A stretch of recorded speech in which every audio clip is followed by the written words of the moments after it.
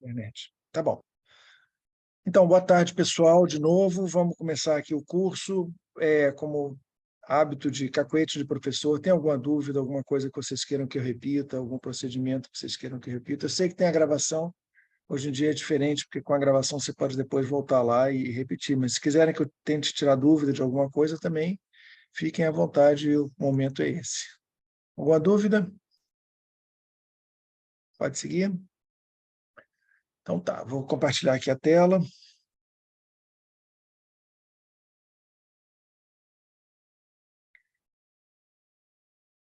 Então, deixa eu só botar aqui, mexer as janelas para me achar aqui. Tá bom. Então, vamos lá. Deixa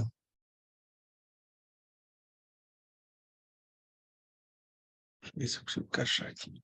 Tá. Então, pessoal, olha, o que eu estava vendo aqui com vocês é o seguinte: o programa que a gente tinha feito era de falar com vocês. Primeiro, a instalação do software e a enquete. Na verdade, o enquete a gente está fazendo online, é a planilha lá que vocês estão preenchendo. Introdução ao ImaDJ, a gente já conversou. Equipamento e armazenamento, eu conversei um pouco com vocês sobre equipamento. Vou deixar por conta de vocês terem alguma dúvida específica sobre equipamento, sobre formato de imagem. Depois a gente vai rever isso aqui. Mas só para a gente localizar, a gente fez aqui equipamento, armazenamento, depois geração e aquisição de imagem de várias maneiras diferentes.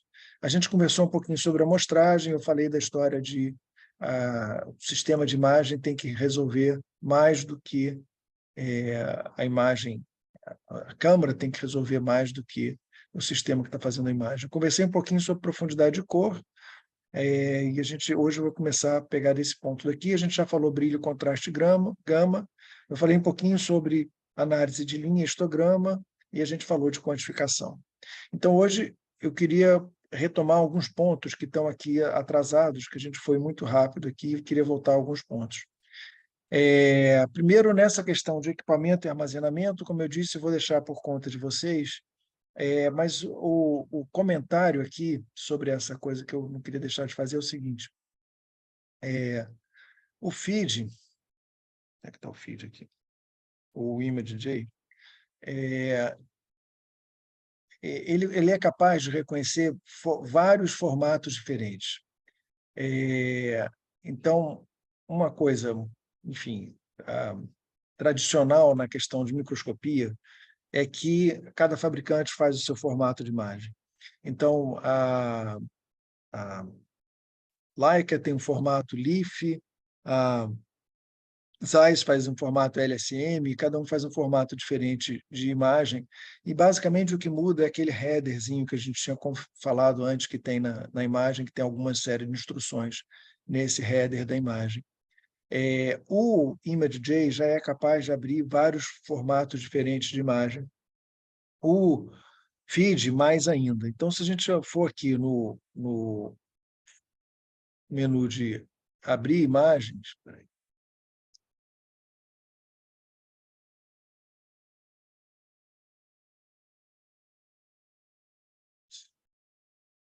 Eu vou fazer o contrário, vou ver como se fosse salvar, né? Então, salvando, a gente pode ver também os formatos que ele consegue abrir.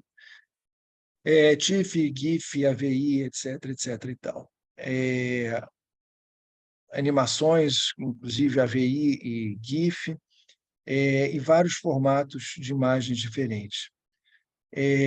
Vale a pena o registro de que desses vários formatos de imagem, eu sugiro que se vocês usem, padronizem o uso de formato TIFF. O TIFF é um formato de imagem que pode ter compressão ou não ter compressão, e ele pode ter uma compressão que é uma compressão sem perda. Vocês já sabem qualquer coisa que, né? Fala mais, explica mais o que é compressão, ou explica como por que a compressão é com perda ou sem perda. Vocês me interrompam e peçam que eu explico mais, que eu entro aqui em mais detalhe, tá? Mas o formato JPEG, por exemplo, é um formato que sempre tem um pouco de perda na qualidade da imagem, tipo, um pouco de perda de resolução. Então, eu não aconselho salvar nesse formato JPEG. Certamente não salvar a imagem dentro de PowerPoint ou dentro de algum outro programa, ou de Word, por exemplo, porque esses programas podem importar a imagem de maneiras muito esquisitas e estragar a sua imagem. PDF, por exemplo, que é um programa muito fácil de trocar imagens, muito comum de você colocar um texto ou uma imagem junto, tecnicamente você pode dizer qual é a resolução que você quer no seu PDF. Então, você pode ter um PDF de baixa qualidade, com pequeno tamanho, ou um PDF de alta qualidade, com muito tamanho. E acaba que a gente usa PDF até para mandar imprimir, a gente está mandando imprimir o cartaz, vai usar o PDF. Mas não é o que eu prefiro. Eu gostaria de fazer num outro formato, mas é o que a gráfica usa, exatamente para não dar problema, para ser mais compatível. Essa, essas, a imagem TIFF ou a imagem TIFF pode ter pode ser uma pilha de imagens. Ela pode ser em inglês chama um stack. Então ela pode ser uma pilha 3D ou pode ser uma pilha temporal, que na verdade é um filme, né? Seria o equivalente a um filme. E quando a gente abre uma imagem AVI, o que ele faz, na verdade, é transformar esse AVI numa série de imagens separadas. O AVI é um formato extremamente comprimido, e quando você abre um AVI, na verdade, ele está gerando as imagens que ele não gravou, ele está descomprimindo, digamos assim. Então, se você jogar um AVI para dentro do feed e depois salvar isso como TIFF, o formato TIFF vai ser muito maior do que o AVI, porque ele efetivamente tem cada um dos frames, enquanto no AVI ele está comprimindo cada uma dessas imagens. E a maneira, para você ter certeza de que o formato que você está usando é compatível, está embutido no feed essa função chamada Bioformats. Então, o Bioformats é um consórcio um site onde eles padronizam em formatos de imagem biológica. Então, na verdade, a capacidade do feed de incorporar imagens, de reconhecer imagens de vários tipos diferentes, vem do fato de que ele incorporou o Bioformats. Então, como ele tem dentro do Bioformats, ele consegue resolver muito mais imagens. Deixa eu abrir uma imagem aqui só para a gente ter uma. Eu tenho aqui uma imagem, e quando eu vou no Bioformats e pedir para salvar, usando o Bioformats, peraí, deixa eu ver se eu consigo. Aqui. E eu vou salvar isso como Fluorescent Cells Bioformat TIFF. Vocês vão ver que ele vai dar uma série de instruções separadas. E, por exemplo, quando eu pedir o TIFF pelo próprio menu do arquivo, ele só vai salvar como TIFF. Mas, ao usar o Bioformats para salvar a imagem como TIFF, ele está perguntando, é para fazer a imagem não comprimida, é com a compressão LZW ou com outros padrões de compressão. Então, começa a ficar um pouco confuso, porque a imagem TIFF pode ter um padrão de compressão JPEG. E se você salvar uma imagem TIFF com padrão de compressão JPEG, ela vai ser uma imagem, um padrão que tem perda de qualidade, que tem perda de informação. Se você pedir esse formato de compressão LZW, a imagem não tem perda, é uma imagem exatamente igual à original, mas ela tem um tamanho muito menor do que o original. A gente pode mostrar isso. Eu posso fazer uma imagem que seja só um quadrado preto e posso salvar essa imagem como TIFF.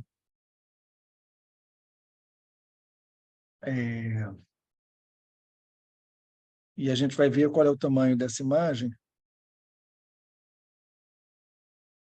Então, essa imagem está com 256K, porque ela é uma imagem de 512 por 512 pixels, 512 vezes 512 dá 256. Né? Mas se eu pegar essa mesma imagem e salvar usando usando o Bioformats e salvar como Untitled Bio, e agora pedir para ele salvar uma imagem LZW, Vamos ver como é que fica o tamanho dessa imagem daqui, tá? Então, vamos ver esse tamanho daqui, propriedades, ela ficou com 23K, então ela ficou 10 vezes menor, tá? Tudo bem? Acompanharam o que eu fiz? Alguma dúvida? Deu para sacar? Então, padronizar a imagem TIFF com formato, o ideal é TIFF LZW, você vai ter a melhor qualidade possível e você não vai ter nenhuma perda na qualidade da imagem, tá? E isso só é possível usando o plugin Bioformat. Pode usar, se for uma imagem pequena, isso não faz muita diferença. Mas se você tiver com uma pilha TIFF muito grande, isso pode fazer uma diferença muito grande no formato da imagem, tá? Tudo bem? Alguma pergunta sobre formato de imagem? Ok.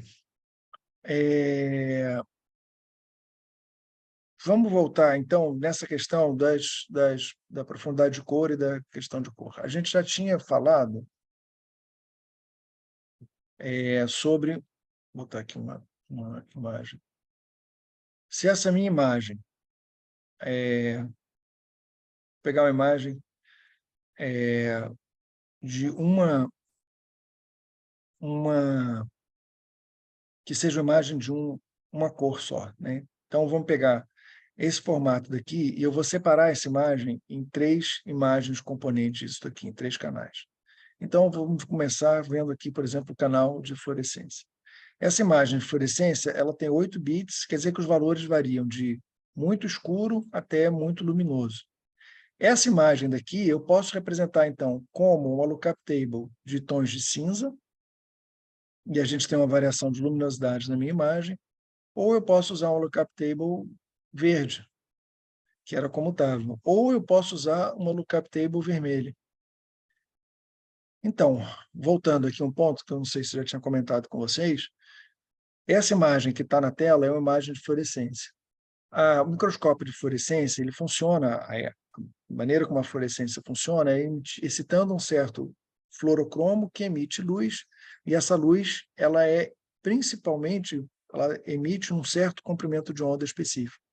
Então, em geral, os fluoróforos, as moléculas que emitem fluorescência, são específicos para um comprimento de onda, para uma faixa de comprimento de onda. Então, é uma luz monocromática.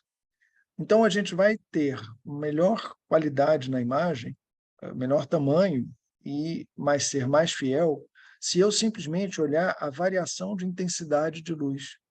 Então, o que eu quero ver numa imagem de fluorescência é quanto que uma região é mais brilhante do que a outra, qualquer que seja essa cor. Essa cor pode ser variação de azul, de cian ou de qualquer que seja, porque o que a gente está fazendo é sempre uma variação de intensidade. A gente pode fazer isso olhando o lookup table, que é a tabela de correlação. Então, eu estou usando agora aqui uma tabela de correlação de tons de cian. Então, eu vou do escuro, do preto, até o completamente cian. Se eu colocar, por exemplo, não sei se eu estou com imagem de... Olha aqui o... Não estou. Deixa eu abrir de novo essa imagem aqui, peraí.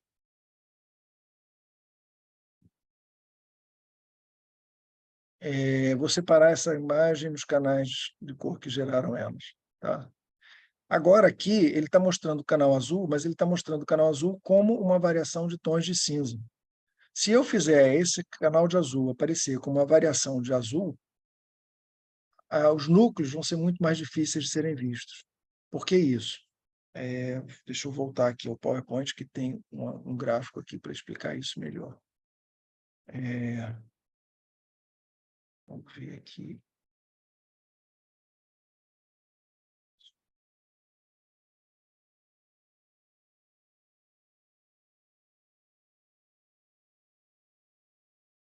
Olha aqui. Então, como é que é isso? O olho da gente, ele reconhece aqui, seria a minha imagem em tons de cinza, né? Ou 2 tons, que é preto e branco, ou 4 tons, ou vários tons de cinza. E aqui eu estou pegando essa minha imagem de vários tons de cinza, usando uma lookup table com cores diferentes. Então, minha lookup table é de uma variação de intensidade de vermelho, ou de verde, ou de azul, ou de cores do espectro, e a gente pode, deixa eu ver o que esse exercício daqui vai poder fazer para ver. Ele vai usar tabelas diferentes, deixa eu ver se eu consigo.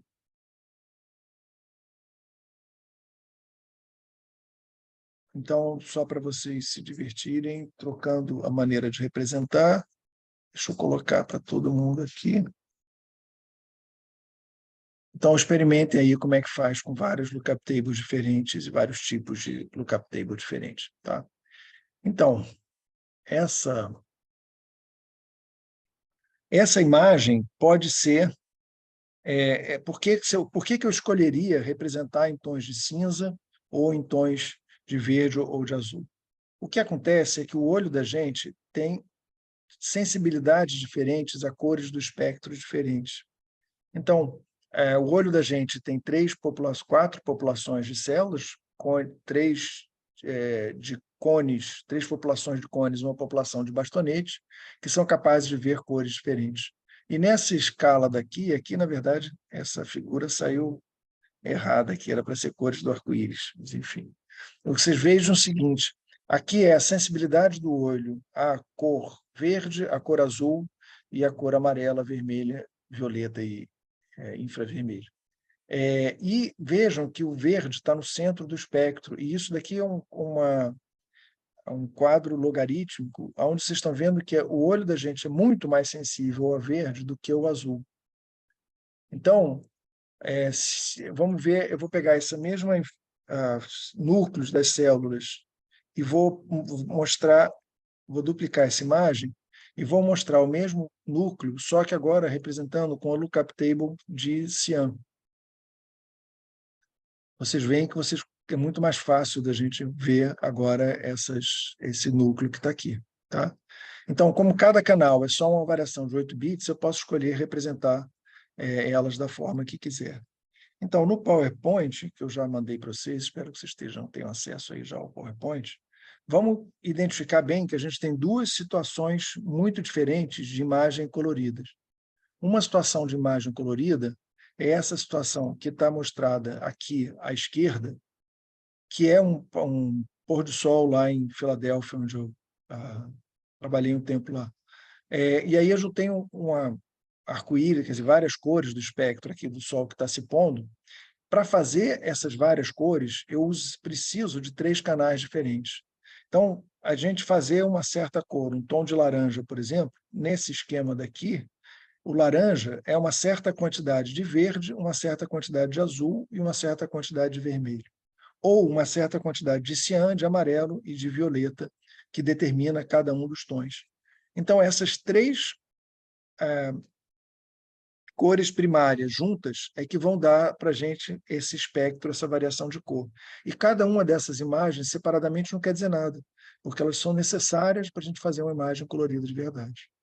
A situação que está à direita é uma situação completamente diferente. É uma imagem de 3 comprimentos de onda diferentes, de imagem de fluorescência, com 3 filtros diferentes, do mesmo campo, que a gente pode querer ou não comparar cada uma delas, e a gente pode até, se quiser, visualizar cada uma delas de uma maneira diferente.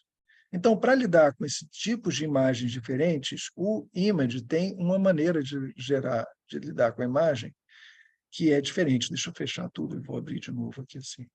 Então, como é que é isso? Comparem essa imagem daqui, que é uma imagem RGB. Ou seja, cada ponto, repara que à medida que eu vou passando, botar o mouse no núcleo, ele tem 002, 072, 255. Então, é uma região que tem pouquíssimo red, um pouco de blue e, desculpa, pouquinho de verde e muito de azul, por isso que está muito azul. Se eu colocar num lugar que está muito vermelho, ele vai ter muito red, 255 red, 0,4 de verde e 0,05 de blue. Mas cada ponto desses precisa de informação de 3 canais diferentes, R, G e B. Agora eu vou abrir a mesma imagem, que repara que está com uma miniatura, ela aparece na tela só como um canal. Quando eu jogar para o feed, ela vai ficar colorida. Por quê? Porque este formato de imagem é um formato diferente, é um formato do proprietário do feed, que é uma imagem TIFF, mas que ele entende, ele chama isso de hyperstack. Ele entende que aqui são 3 canais separados. E aí eu posso representar aqui o canal vermelho, aqui o canal verde ou o canal azul. Eu posso chegar no canal, por exemplo, o canal azul, que tem os meus núcleos, e primeiro que eu posso ver cada um desses canais de cada cor, a cada momento. Então, eu vou aqui chamar o Tools e posso dizer para ele, eu só quero ver o canal 3, ou eu quero ver o canal 2, o canal 3, eu posso fazer qualquer combinação de canal aqui dentro. Agora, eu posso chegar para ele e dizer, no canal, estando escolhido o canal azul, eu vou atribuir a ele uma lookup table cian. Ficou interessante, mas o problema é que agora o cian está mais perto do verde, então pode ser que isso combinou melhor alguma coisa. Então, será que é o caso de representar os microtúbulos com o vermelho? Então, a gente vem aqui no lookup table e representa isso como red, e agora a gente pode vir aqui na faloidina e representar isso como verde, por exemplo. Tá? Então, esse formato é um formato interessante porque é uma imagem que é colorida no sentido que tem mais de um canal, mas os canais são independentes. Se eu chegar aqui e clicar no ajuste de brilho e contraste dessa minha imagem RGB, eu posso melhorar, mudar o contraste da minha imagem, mudar o brilho da minha imagem, mas repara que ele está mostrando um histograma só, porque ele tem todos os canais misturados fazendo a imagem RGB. Enquanto que se eu tiver nessa imagem daqui e mudar o histograma, ó, mudar o contraste, eu estou mudando o contraste apenas do canal verde, porque eu só estou operando com o canal verde, eu escolhi só o canal verde. Se eu quiser mudar o brilho do canal vermelho, eu posso agora mudar o brilho só do canal vermelho, e se eu quiser mexer no canal cian, eu posso mexer o canal cian e posso modificar o canal cian. Tá? A gente pode pegar essa imagem que está em Hyperstack e posso transformar ela numa imagem RGB. E agora ela virou RGB, agora eu não posso mais mexer nas cores separadas, porque ela está uma imagem, não tem mais como separar os canais. Tá? Alguma dúvida sobre isso? Tudo bem com isso com vocês? Ok. Sendo que uma Professor, imagem... tá me Oi, escutando? estou ouvindo. Voltando Fala. só ao assunto do formato da imagem, quando eu estou com a imagem, eu vou salvar ela em TIFF e eu faço algum desenho na imagem, eu colo esse desenho, digamos assim. Quando eu salvo ela em TIFF, não aparece o desenho, a forma que eu adicionei. Mas quando eu salvo em JPEG, aparece. Eu não sei por quê. Aí, por isso que eu estava salvando minhas imagens em JPEG. Sabe dizer o motivo? Posso. Então, olha só. Quando você faz, tem 2 tipos de desenho, digamos assim, que você possa fazer no ImageJ. Um é você, por exemplo, vir aqui e... Deixa eu pegar aqui. Vamos desenhar. Posso vir aqui e fazer uma coisa amarela qualquer que está na minha imagem. Tá? É, isso que eu desenhei é um objeto que está por cima da minha imagem. Eu posso chegar nessa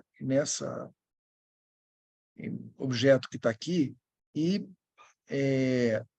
salvar esse desenho. Como é que eu vou salvar esse desenho? Eu vou aqui no Analyze, Tools, e vou chamar um gerenciador de objetos. Então, teoricamente, ele chama isso de... Espera aí, deixa eu chegar para cá, que a minha tela está ficando meio ocupada.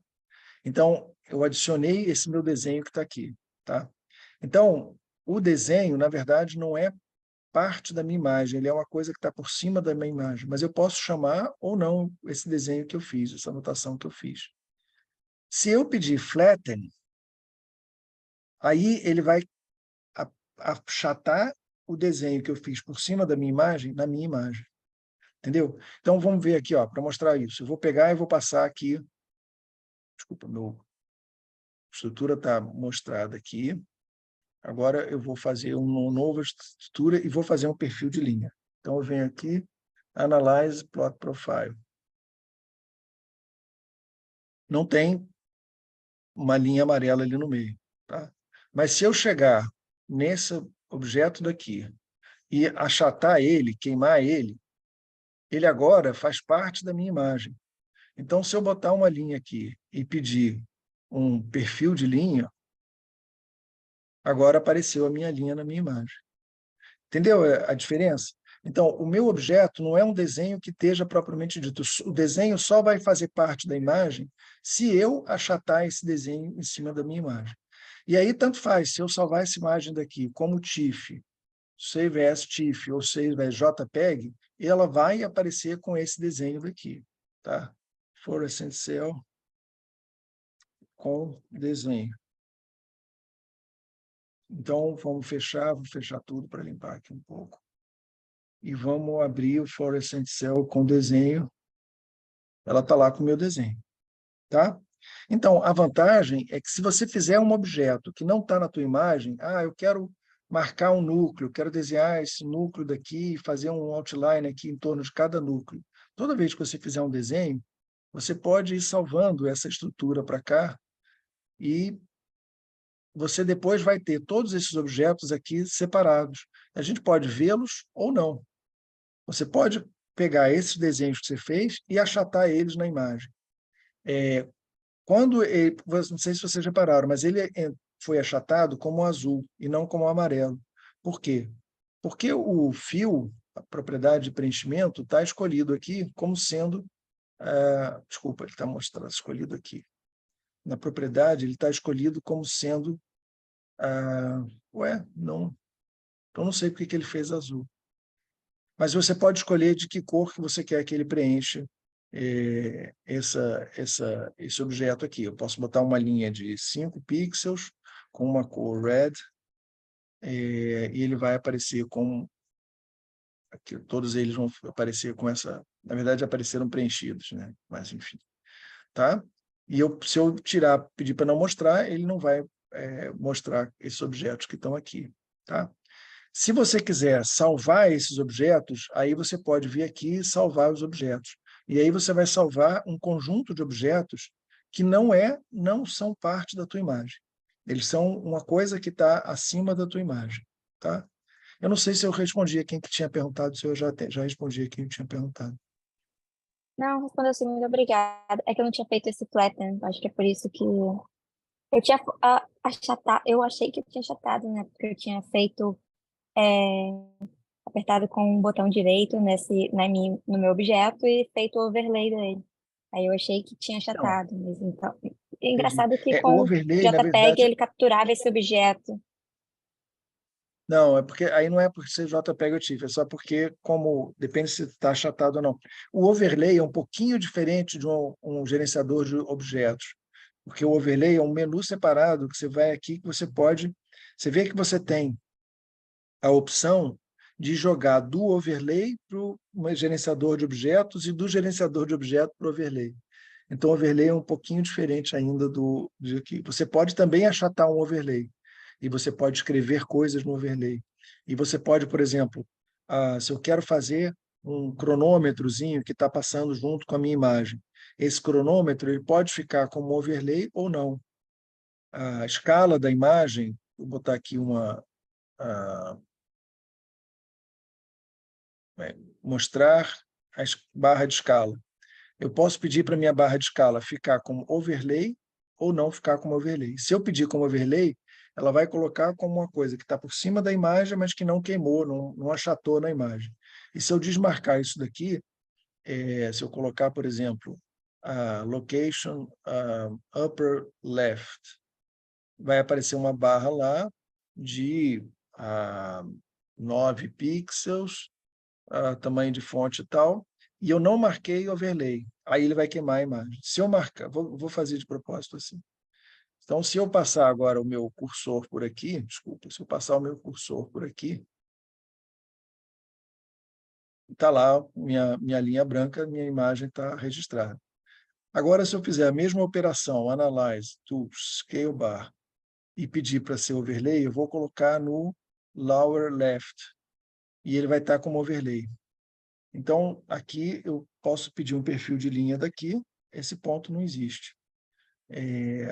Se eu pegar o overlay, e aí eu posso flatten o overlay, ele vai queimar a imagem, vai achatar na imagem, Ou eu posso pegar esse overlay e jogar para o gerenciador de região de interesse. Agora eu tenho dois objetos aqui, um é a barra de escala, e agora eu posso mexer a barra de escala de lugar, e outro é o meu textozinho de 80 pixels, que eu também posso estar mexendo para um lugar diferente. Ele deu um bugzinho na hora que eu arrastei, e está fazendo um monte de coisa aqui, está estragando a minha imagem. Mas, enfim. Tudo bem? Entendi, Questões? sim. Obrigada, professor. Nada. Vamos lá. Então, tudo bem sobre esse formato particular da imagem, que é Hyperstack, e que ela tem dimensões diferentes ou maneiras diferentes de ver a imagem. Tá? Então, a gente falou isso daqui. Eu falei da imagem colorida, da gente ver os canais separadamente. Uma coisa que a gente pode, para tentar fazer o curso ao mesmo tempo, numa coisa mais básica e ao mesmo tempo a gente avançar de vez em quando, quando a gente tem canais diferentes, uma coisa que a gente pode estudar é a colocalização de dois canais.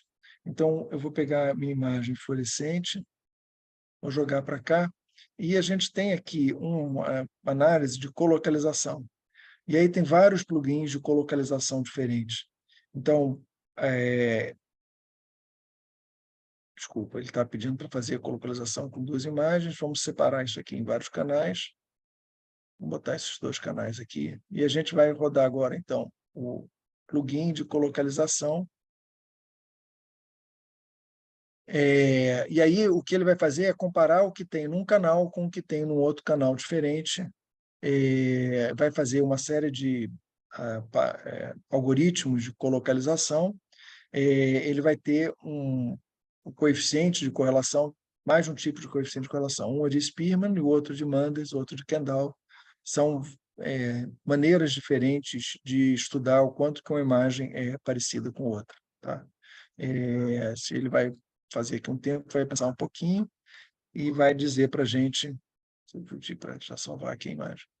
Então, o gráfico que ele está dizendo, que ele mostrando que um canal é muito diferente do outro, são dois canais diferentes, então certamente deu que a imagem é muito diferente. Então, a gente pode testar isso pegando um canal e duplicando essa imagem. E agora eu vou colocar aqui uma coisa qualquer, só para ela ficar mais um pouquinho diferente. E vamos estudar agora, vamos rodar o plugin de colocalização. As duas imagens ele já reconheceu, que tem os dois nomes diferentes, e ele agora vai fazer, e ele provavelmente vai fazer um gráfico dizendo que as minhas imagens são muito parecidas. O que ele não está mostrando? Ah, está aqui, espera aí.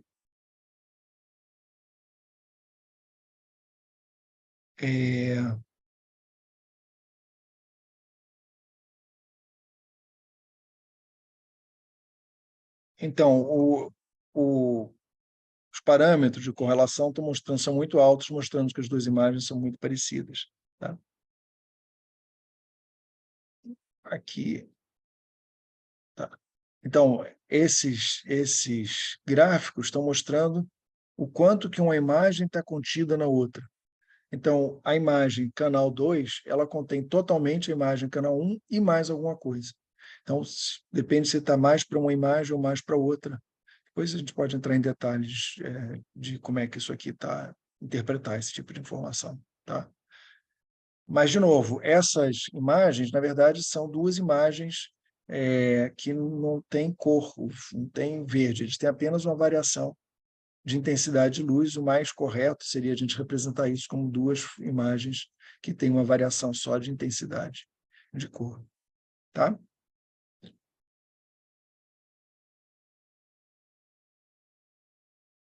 Ok.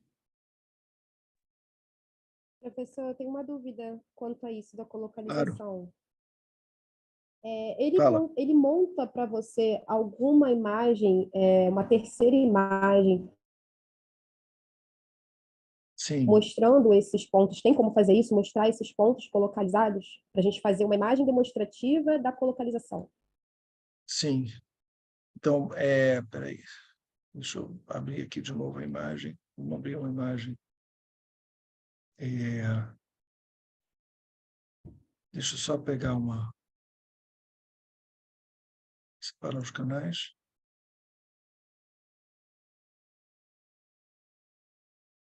Vamos fazer o seguinte, para ficar mais claro, o que eu vou fazer, vou botar isso primeiro em tons de cinza, para ficar mais fácil. E eu vou gerar uma imagem que é diferente, que é parecida com essa, mas digamos que que eu quero saber qual é quanto que uma imagem compara com a outra. Então, por exemplo, duas marcações, duas proteínas que podem ou não estar colocalizando. Então, é muito comum que eu tenha uma imagem que seja mais brilhante e uma outra que seja menos brilhante. Uma tem mais contraste, a outra tem menos contraste. Então, digamos, vou tentar imitar isso daqui e vou tentar aplicar isso daqui. Tá? E vamos rodar esse plugin de colocalização. Tem vários outros plugins. A gente publicou há muito tempo atrás uma análise de colocalização, mas faz, sei lá, mais de 20 anos e hoje em dia os plugins são muito diferentes disso. Então, Lorena, né, que estava perguntando, Lorena, tem que Sim. rodar, escolher esses programas, esses plugins daqui, e o feed está usando esse plugin Coloque 2, mas você viu que ali que tem outros plugins de colocalização Uhum. mais ou menos diferentes. Então, ele pode tentar mostrar para a gente, como você falou, qual é a região que está localizada, qual é a região de uma imagem na outra e a região da outra imagem na uma. E ele pode mostrar isso de várias maneiras Sim. diferentes. Vamos pedir para ele mostrar as imagens. Vamos ver se ele consegue fazer isso aqui. Máscara. Então, máscara, eu vou colocar as regiões de interesse no canal 1.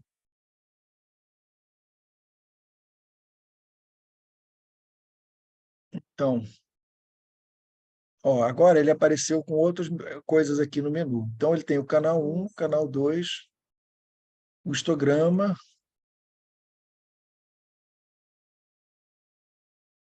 Ops.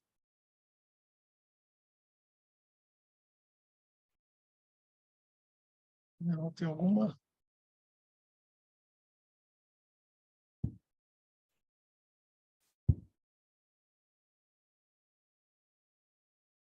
Espera aí.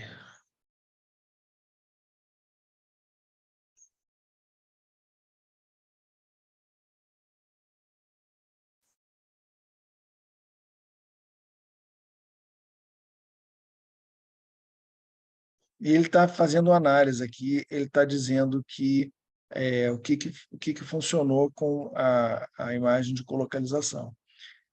Como as duas imagens são muito parecidas, ele identificou que uma imagem estava completamente contida dentro da outra. E ele deu um valor de correlação enorme de uma imagem para outra.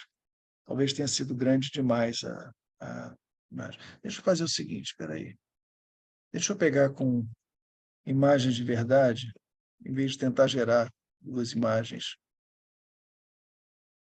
Essa figura daqui, na verdade, veio de um artigo de colocalização das duas imagens. Então, vamos pegar essa daqui. Vou pegar essa imagem, abrir aqui do sistema.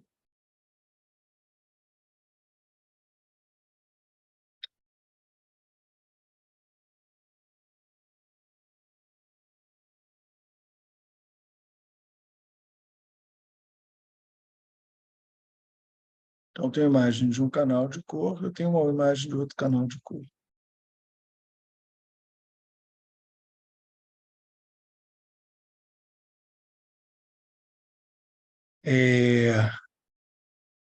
Vamos transformar cada imagem em 8 bits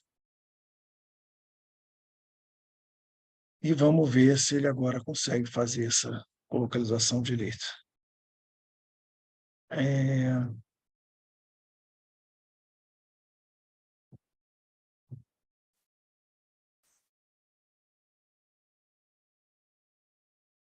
A outra imagem RGB está aberta, desculpa.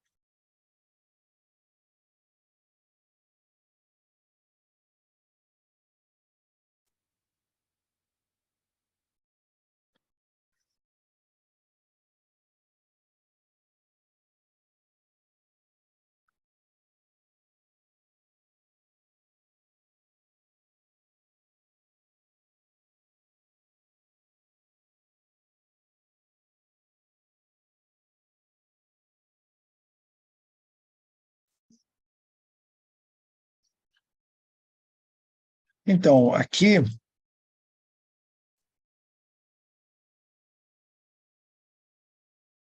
ele está dizendo um índice de correlação razoável, de 7,83. As imagens são diferentes, são marcações diferentes, mas são bastante parecidas. Então, a gente pode dizer que eles são bastante parecidos.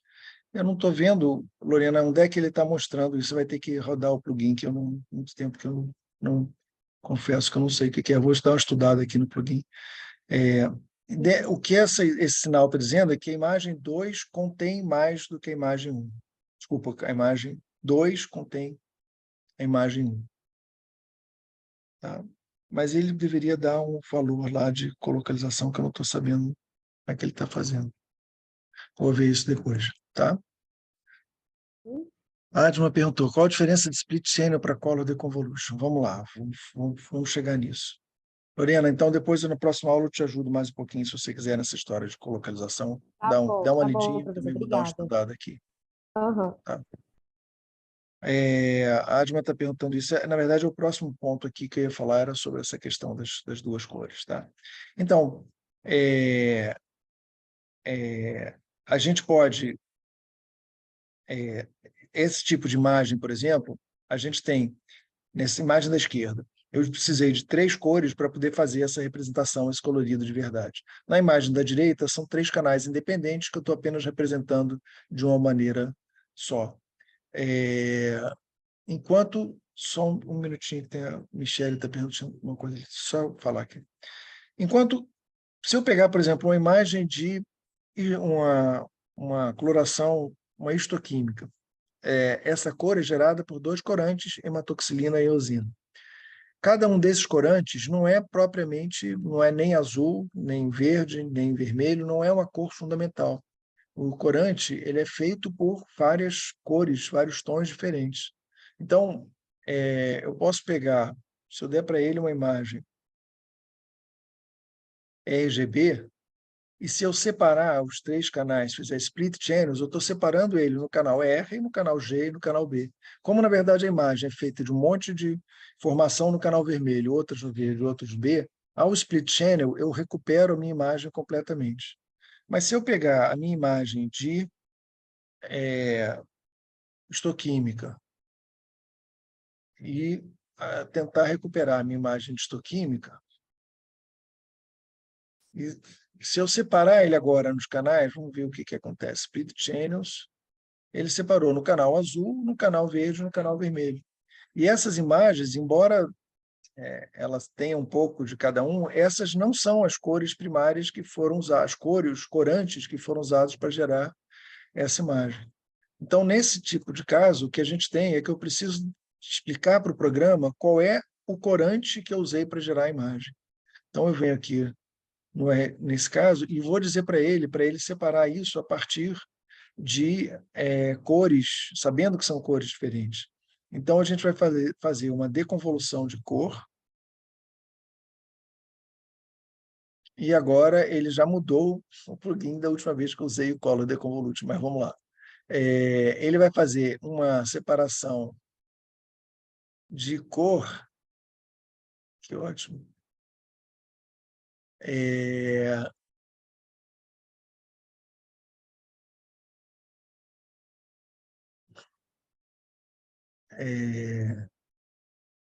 Ele agora colocou, é interessante, ele colocou no Color Deconvolution 2, que não era o que eu tinha trabalhado antigamente, ele numa versão nova, ele colocou um aviso. Esse plugin não é adequado para quantificação de imagens coloridas, porque os imunomarcações não são estequiométricas.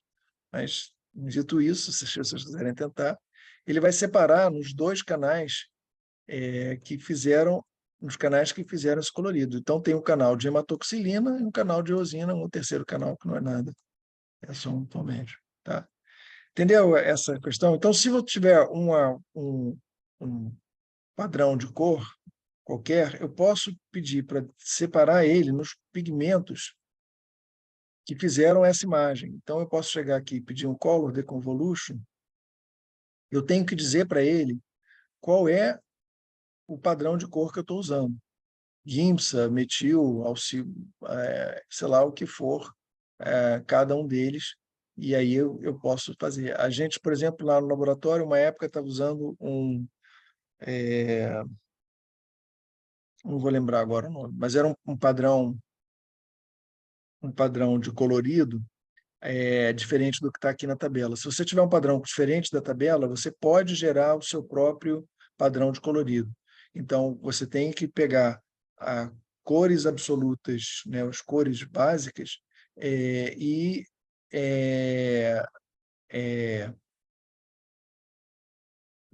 pegar essas cores e usar para calibrar, para gerar uma calibração para isso. Tá? Deixa eu ver que tem umas mensagens aqui, vamos lá. Então, respondi a Adma, Split Channel Protocol de Evolution, Michael Christie, não tive acesso ao PowerPoint, como eu tenho acesso? Michele, bota o teu e-mail aqui que eu depois compartilhe para você essa imagem. A Adma está dizendo que está no 1.7. Não sei se é o Fiji que está atualizando ou se eu pedi para ele atualizar algum plugin, alguma coisa dentro dele. Mas, enfim, Se eu ele quiser, atualizou, tanto que eu não conhecia essa versão que está aqui. Diga. porque se eu quiser quantificar essa coloração, por exemplo, da eosina, por exemplo, como eu faço essa quantificação de intensidade de cor? Então, vamos carregar de novo, File New, System Clipboard. Agora, eu posso pegar essa minha imagem, vou fazer uma deconvolução.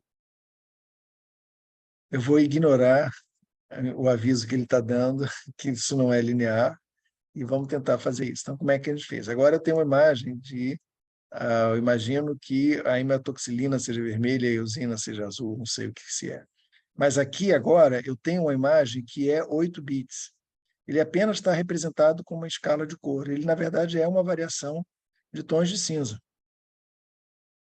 Então, eu posso quantificar isso como eu quantificaria fazendo uma análise de threshold da minha área. O que você vai fazer? Essa região daqui, e aí você vai, né, se você quer medir a intensidade de pixels acima de um certo valor. Então, você pode medir, você chegar aqui e pedir measure, ele vai te dizer qual é a área do objeto, qual é a intensidade e assim por diante. Tá? Agora, primeiro, você teria que estar pegando isso nas condições para saber se você está fazendo de uma maneira controlada. Então, brilho, contraste tem que ser o mesmo. Um dos problemas graves disso, e por isso que ele está falando da história da imagem, não sei, estequiométrica, é porque quando você tem várias cores, várias intensidades, e tira uma imagem colorida, mesmo que você faça uma deconvolução, ele está tentando recuperar a tua imagem, a informação a partir de um padrão que ele tem guardado lá. Quando eu tenho um canal R, um canal G e um canal B, teoricamente, um canal não está interferindo no outro. Então, você pode ajustar a quantidade de brilho para cada canal, mas um canal, se eu mexer no azul, eu não mexo no canal verde, eu não mexo no canal vermelho. Enquanto que numa imagem dessas, se eu mexer, aí a gente vai falar exatamente isso agora, se eu mexer no balanço de cor, então se eu pegar a minha imagem, onde é que está aqui? Color, peraí.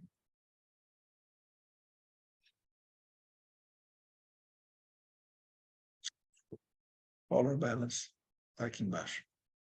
E se eu, por exemplo, aumentar o vermelho, a minha imagem vai ficar diferente agora. Cada ponto vai ficar com uma tonalidade diferente. Então, se eu aplicar aqui, o meu fundo agora já não é mais totalmente branco. Ele tem 236, 238 de verde, de azul, mas tem principalmente vermelho. Então, ao mexer nos canais, eu posso, né, se eu mexer, pegar essa imagem, reverter a imagem, abrir de novo a imagem. Peguei essa imagem aqui e mexi no brilho e contraste dela, eu posso estar alterando o equilíbrio de canal dela. Isso significa que a minha quantificação não vai ser feita direito, porque ele vai fazer uma deconvolução de uma imagem que um canal interferiu no outro, então já bagunçou tudo. Então, é perigoso fazer isso. Né? É mais preciso se você estiver usando fluorescência, porque os canais são separados. Depois a gente fala mais sobre essa questão da quantificação. O problema da fluorescência é que exatamente, ela muitas vezes não é estequiométrica. Então, se você tiver muito sinal de fluorescência, existe um negócio chamado quenching. Então, o curso não é de microscopia, mas fluorescência tem quenching, significa que os parâmetros da forma, da intensidade de fluorescência são muito complicados. E ela pode ter uma resposta não linear. Existe uma saturação de fluorescência, ele não consegue emitir mais do que uma certa quantidade de fluorocromos naquela quantidade, e você está usando uma faixa de resposta que é não linear. E aí você está tentando medir uma quantidade de fluorescência numa área versus a outra área, e elas estão completamente erradas. Então, tem que tomar muito cuidado com essa medida de fluorescência. Depois a gente pode falar mais sobre essa história de quantificar as medidas separadamente. Tá? Então, eu ia falar... Peraí, deixa eu ver aqui que eu respondi a Adma, mas eu ia falar de alguma coisa aqui que estava no PowerPoint. Sim, exatamente sobre a questão de ajuste de branco. Então, eu tinha feito na primeira aula lá de demonstração, eu botei para vocês esse plugin de ajuste de branco. Deixa eu abrir aqui, e para poder copiar essa mensagem para todo mundo aqui. Então, aqui a gente vai escolher uma certa cor, e vocês vão ver que o fundo pode estar com uma cor alterada. Vou pegar uma imagem Bright Field. Que está com a cor amarelada, e eu posso dizer para ele para fazer o balanço de branco. Vou pegar um...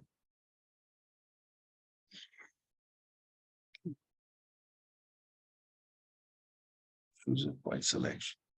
Então, o que ele está pedindo, como é que funciona o plugin? Eu vou dizer para ele, olha, isso aqui eu quero que seja o fundo. Ou vamos botar isso daqui.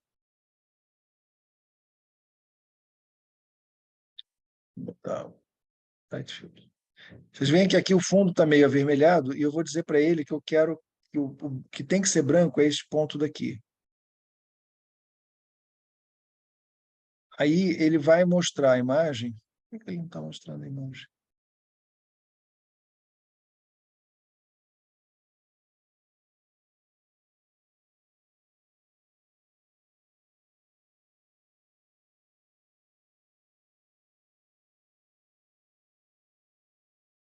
Agora ele fez a correção de cor. Tá?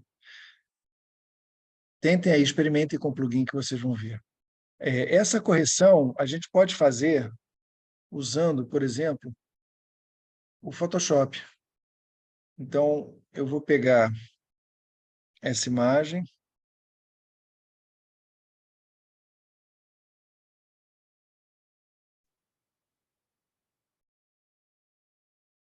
Vou jogar ela para o Photoshop. Está aberto aqui. Deixa eu mostrar aqui.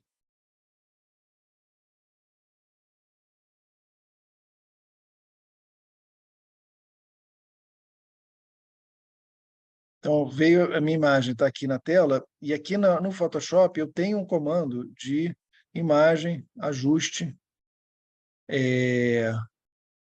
cor automática. E agora ele fez o mesmo ajuste de cores. Tá? Então, vamos entender, agora que a gente já sabe o histograma, o que é, vamos tentar entender o que esses programas estão fazendo. Esse programa está pegando essa imagem daqui, que está com a cor errada, e vamos agora pedir para ver o histograma de cor. Então, isso, na verdade, o histograma, o ImageJ, só faz o histograma de tons de cinza. O color histograma, na verdade, ele vai considerar como se fossem 3 imagens separadas, e dá para a gente 3 imagens separadas. Vocês reparem que eu tenho muitos pontos brancos e eu tenho cores brilhantes, mas as cores vermelhas vão até um certo valor, a cor verde ocupa muito a tela, e o cor azul também vai até um certo valor. Então, está faltando essa região aqui e essa região aqui nessa imagem. E por isso que ela não tem branco, porque ela está com uma alguns pontos brilhantes que são a verdes, mas que não tem vermelho e que não tem azul. Tá? Realmente, se a gente passar por aqui, vocês vão ver, ó, esse ponto que devia ser todo ele perto de 255, ele está com pouco red, muito green e pouco azul. Vocês estão vendo isso? Deu para entender isso? Então, se eu pegar agora, o que a imagem daqui fez? Copiar. Vamos botar para cá de volta. Agora eu tenho a minha imagem equilibrada. Esse aqui é o histograma dessa imagem. Eu vou pegar essa imagem daqui e eu vou pedir para ele mostrar para a gente o histograma, color histograma dessa imagem daqui. Então, essa foi a transformação que ele fez nas imagens. Vocês lembram ontem que eu falei, mexer com o brilho e o contraste na imagem é mexer, dá para a gente ver isso no histograma. Então, se eu tinha uma imagem que tinha uma pequena variação, essa pequena variação aparecia no histograma como os pixels concentrados na área do meio da imagem. E aí, aumentar o contraste é fazer com que o valor que era 50 ficar perto de zero, o valor que era 200 ir para 255, quer dizer, aumentar a distribuição de pontos. Quando a gente aumentou, esticou o histograma, repara que agora o histograma ficou com um monte de falhas. Então, essas falhas é porque esses pontos não existiam, ele apenas fez uma multiplicação para gerar esses valores intermediários que estão mostrados ali. Aqui também ele esticou, fez pontos intermediários aqui para gerar essa imagem e modificou esse histograma. O importante é que agora a cor está equilibrada nessa imagem daqui e o fundo que não tem corante é branco. E a cor agora do fundo está ajustada. Tá? Como é que o feed faz isso? Não faz. Vocês têm que ter um plugin para fazer isso. Existem plugins aí, há muito tempo que eu não mexo com isso. Tinha uma época em que eu estava querendo fazer isso, tinha uma aluna que tinha pego as imagens da forma errada, então o que eu fiz foi desenvolver meu próprio plugin para fazer isso daqui. Então, lá na pasta de vocês, eu coloquei um plugin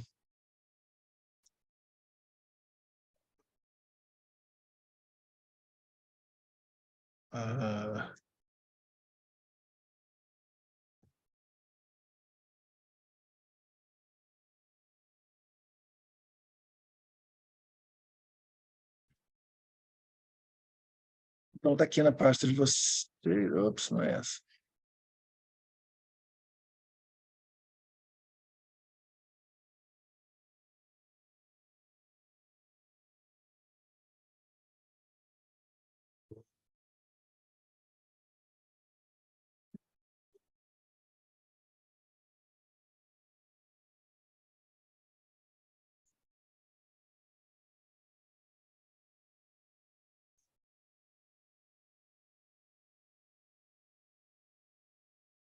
Ué, achei que estava aqui.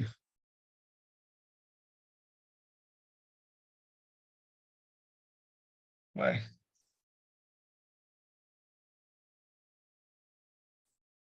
Tem exemplos, talvez. Tá. Então, é esse macro daqui. Eu vou fazer download. Se vocês quiserem, vocês podem também fazer download. E vamos abrir. Vou abrir essa macro aqui. Open. Ela está nesse computador.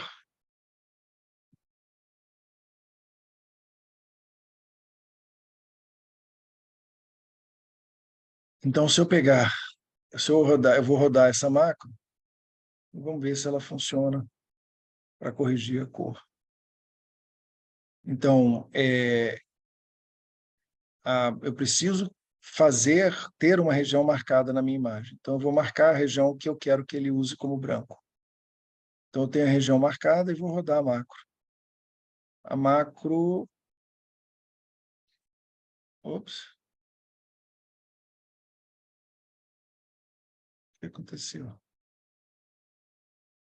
Desculpa, ele estava com a... Eu interrompi a macro aqui no meio.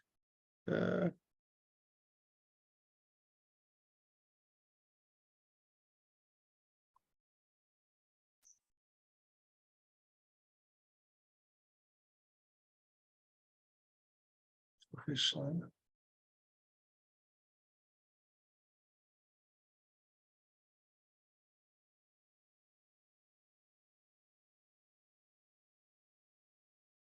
Eu vou marcar essa região e vou colocar ela na região de interesse. Então, vamos tentar agora rodar a macro. Agora ele fez a cor certa, tá? Então, para entender o que a macro está fazendo, vamos ver aqui o que ele é. Ele vem aqui, ele pega a imagem, e aí ele vê qual é a média, qual é a brilho máximo, mínimo, e ele vai descobrir um valor que ele precisa multiplicar cada ponto para consertar o histograma da imagem. Então, isso daqui vai ser o color histogram dessas daqui. Na verdade, ficou até mais bonitinho, eu acho, do que o Photoshop, e mais lógico, embora o Photoshop talvez tenha ficado com equilíbrio melhor de cor. Tudo bem? Então, a ideia é, canais, uma imagem colorida, ela tem que ser, em geral, é uma imagem que tem algum corante, alguma marcação, mas que pode ter uma região sem corante, e essa região sem corante tem que ser branco. Esse branco pode ser feito depois, mas quando você faz depois, vai ficar com um monte de buracos, você não tem aquela informação daqui. Então, por acaso, esse esticamento do histograma não foi tão ruim assim, mas pode ser bastante ruim. Aqui está mostrando como é que na câmera do nosso microscópio que a gente tem lá, ele tem um sistema de balanço de branco, que você vai colocar um ponto, vai clicar na imagem e vai dizer qual que você quer, qual cor que você quer, branco, e aí ele vai mexer no ganho desses 3 canais RGB de maneira a fazer com que a imagem fique branco. Então, quando você está em microscopia, que você está pegando uma imagem de campo claro, de um corte histológico qualquer, se a marcação, se eu tiver, dependendo do aumento que eu tenha, o microscópio é muito luminoso. E aí a gente tem uma lâmpadazinha de halogênio que a gente usa para estimular, que ela, às vezes, está com a intensidade baixa, para a gente não precisa de muita luminosidade. Essas lâmpadas, quando estão com a intensidade baixa, elas ficam amareladas. Existia antigamente fotomicroscópio que fazia quando você queria dizer, eu quero tirar a fotografia, esses fotomicroscópios levavam a lâmpada para a voltagem certa, para ela ter o que a gente chama de temperatura de cor correta, para ela ficar com o branco branco, e não com fundo branco e não com fundo amarelado. Isso vale para quando a gente tira imagens. Que ótimo. Sumiu, eu tinha pego uma imagem. Não, está aqui, desculpa. Vou ver se está aqui.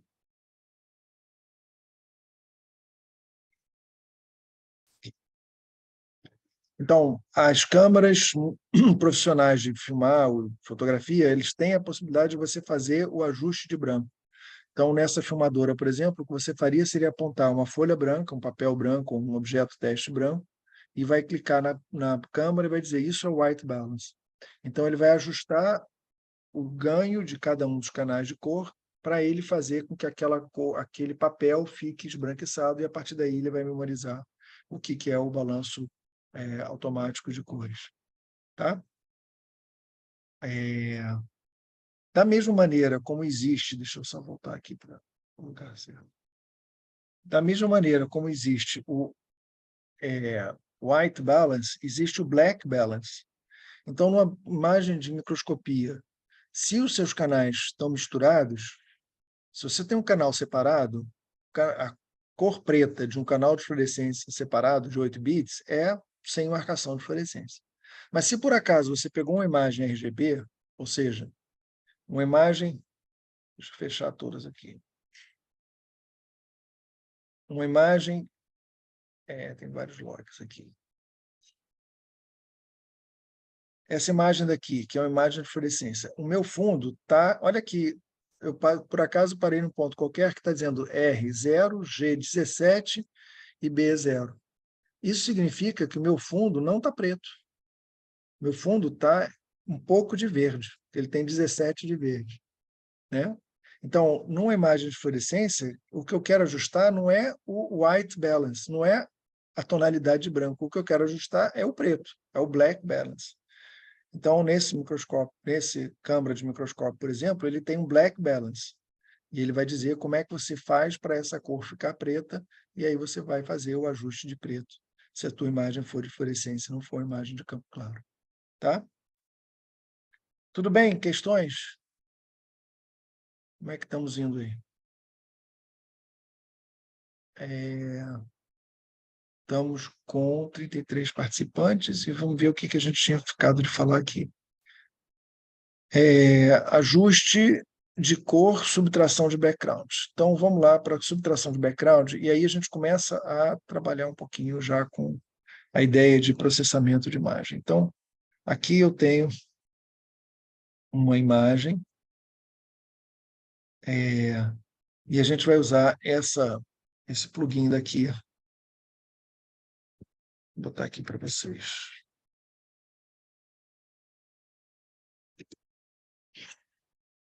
Então, vamos pegar,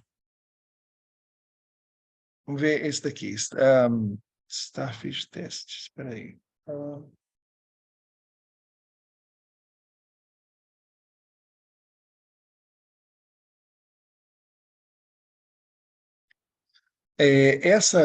Essa imagem, se vocês tiverem um pouco de paciência, vocês vão ver que essa imagem está um pouco mais clara em alguns lugares do que em outros lugares. Então, você pode usar essa informação para gerar uma imagem com a cor corrigida, com a luminosidade corrigida.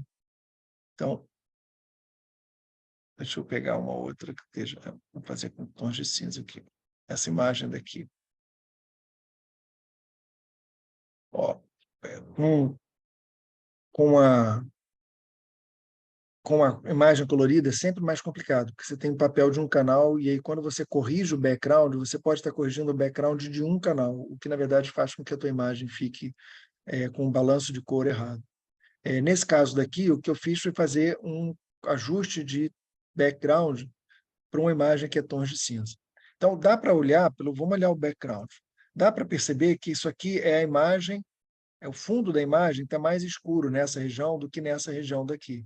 Então, essa objeto daqui, ele deveria ser ele parece mais claro do que esse objeto aqui. Mas será que ele é realmente mais claro? Ou será que é toda a imagem que está com menos luz nessa região? Então, quando a gente pede a subtração da imagem, ele vai partir do pressuposto que ele vai padronizar essa imagem de fundo. Tá? Como é que a gente faz isso no ImageJ? Então, vamos pegar essa imagem daqui, vamos capturar ela.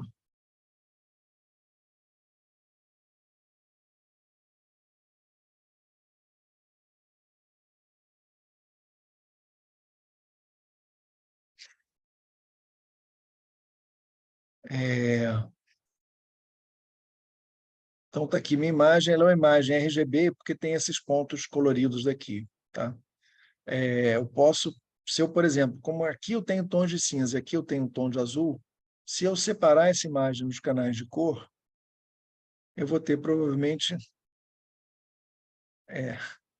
não funcionou, porque o que era ponto brilhante ficou um ponto escuro numa e ficou escuro na outra. Então, assim não vai. Mas vamos dizer que seja essa imagem daqui. Tá? Então, vocês viram lá que a ideia é o fundo está mal iluminado. Como é que a gente pode ver que o fundo está mal iluminado? Se eu pegar uma linha e passar nesse sentido daqui e pedir um perfil de linha, vocês vão ver o seguinte, ó, essa região aqui está mais escura e à medida que eu vou chegando para o lado de baixo da direita, a imagem vai ficando mais clara. Então, isso aqui é um sinal de que o objeto que está aqui tem uma certa informação, uma mudança de tonalidade, mas o meu fundo começa num valor e acaba num valor muito mais brilhante. Então, dá para ver visualmente e comprovar com a barra de escala que esse fundo está fora de escala. Então, a primeira coisa que o programa fez foi gerar uma imagem de background. Não é isso? Então, se a gente voltar aqui no programa, ele gerou uma imagem de background. Ele ainda pode dizer para a gente, você tem essa imagem de background ou você quer gerar essa imagem de background a partir da imagem? Então, se você já sabe que a sua câmera tem um problema nela, que ela está gasta numa região que você quer descontar isso, você pode usar um background gerado pela tua imagem. Se não, você pode gerar um background a partir da tua imagem. Então, como é que ele vai fazer isso? Ele vai supor o seguinte, dado que eu tenho essa imagem, eu tenho uma parte da imagem é o fundo, que está variando muito pouco, tem muito pouco detalhe, e uma outra parte da imagem é o meu objeto, que está cheio de detalhe. Então, a gente pode chegar e fazer o seguinte, eu vou pegar, duplicar essa imagem, ter a minha imagem duplicada aqui, e vou desfocar essa imagem. Como é que a gente vai fazer isso? A gente vai fazer um filtro chamado gaussiano. E aí a gente vai ver quando que os meus objetos ficam desfocados. Se eu clicar aqui 4, ele fica mais desfocado. Se eu botar aqui 10, ele fica mais desfocado ainda. Se eu colocar aqui, ele ficou muito desfocado. Se eu colocar aqui, ficou mais desfocado. E eu desfoquei tanto os meus detalhes da imagem que agora eu só tenho a informação do que é o background, que, por definição, é o que não tem detalhe. Tá? Então, uma vez que eu gerei o meu background, agora eu quero comparar essa imagem dessa. Então, o que a gente vai fazer é subtrair dessa imagem aqui, essa imagem daqui.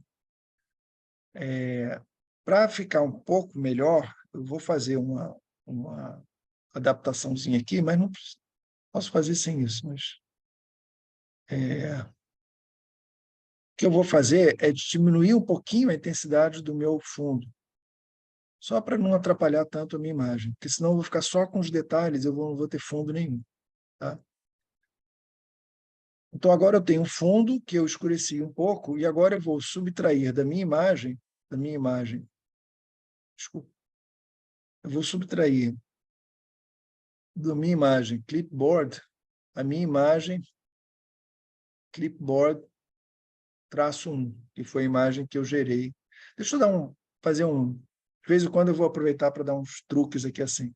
Quando a gente está trabalhando com muita imagem, e às vezes a gente fica usando, quando ele copiou a imagem, ele botou o -1 do lado. Mas uma coisa que vale a pena fazer de vez em quando é usar esse comando renomear a imagem. Então, essa imagem é do protozoário. E essa imagem daqui é a imagem do fundo. Então, eu vou renomear ela como fundo. Eu não salvei a imagem, eu estou apenas sabendo na tela qual é cada um dos procedimentos que eu tenho aqui. Tá? Então, agora eu tenho o meu protozoário, o meu fundo, e eu vou fazer esse cálculo aqui. Eu vou pegar a minha imagem protozoário, subtrair, e eu tenho o fundo.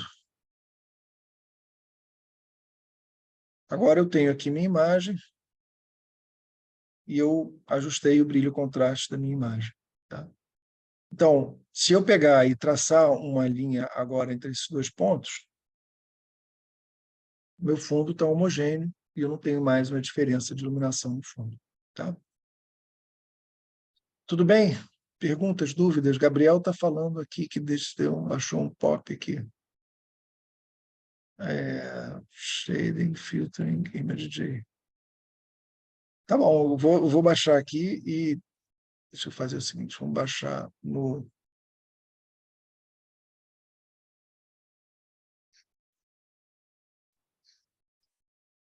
na área de trabalho e abrir ele aqui.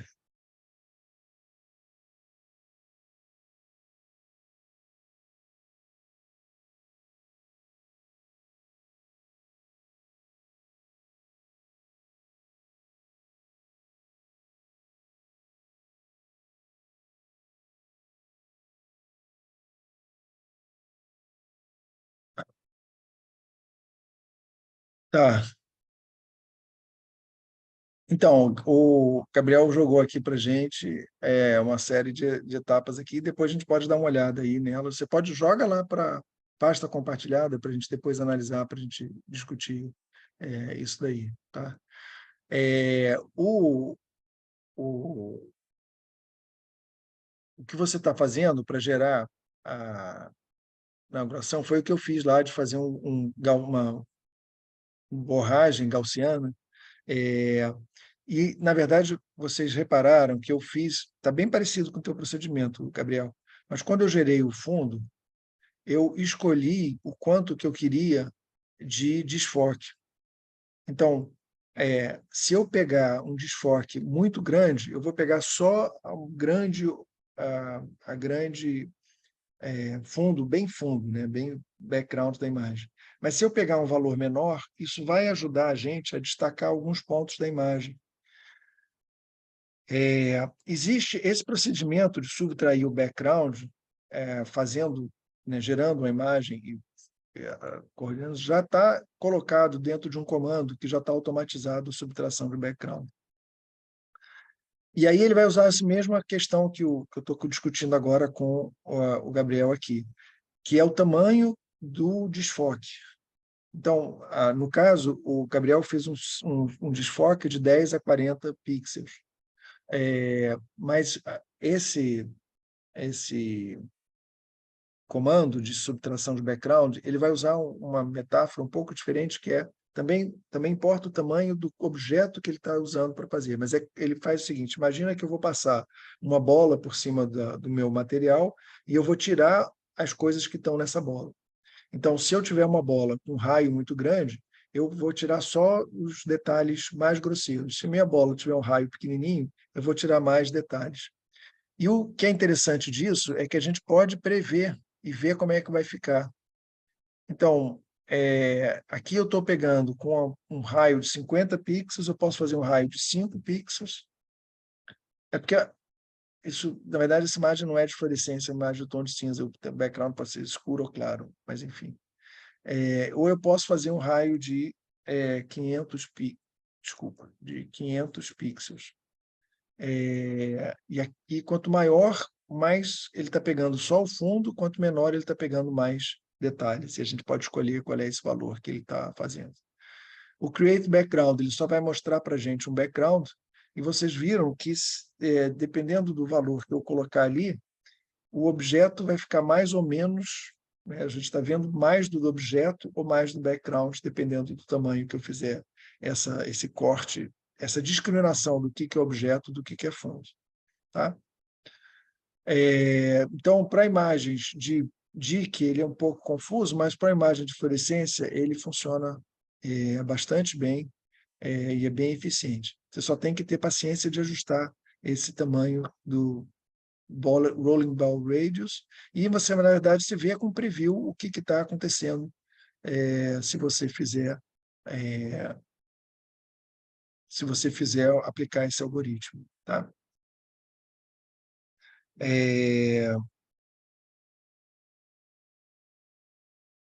E depois ele vai fazer um filtro Fourier. A gente vai conversar com o Fourier, depois a gente vai conversar para vocês como é que funciona uma Fourier para fazer o filtro.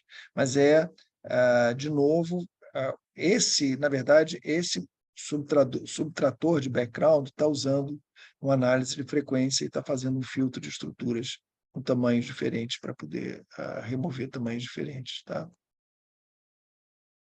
Então, ele está usando aqui a mesma coisa, subtraindo o background aqui. Tá. Tudo bem? Gabriel, depois a gente pode discutir aqui o protocolo aqui teu protocolo aí com mais calma. Eu sugiro que as pessoas tentem ler e tentem ver os vários procedimentos que estão fazendo. Só para títulos de curiosidade, se vocês interessar, eu posso mostrar como é que a gente faz isso no Photoshop, para mostrar que é o mesmo tipo de imagem que a gente tem ali, a gente tem aqui. Querem que eu mostre no Photoshop ou não vale a pena? Sim. Então, vamos fazer aqui. O Photoshop ele tem uma função de trabalhar com várias camadas. Então, a gente vem aqui na janela de camadas, que não está aparecendo, deixa eu ver se eu consigo achar a janela de camadas, está aqui embaixo a janela de camada dele. Minha tela está meio entupida aqui, peraí, deixa eu ver se eu consigo chegar na janela de camadas aqui.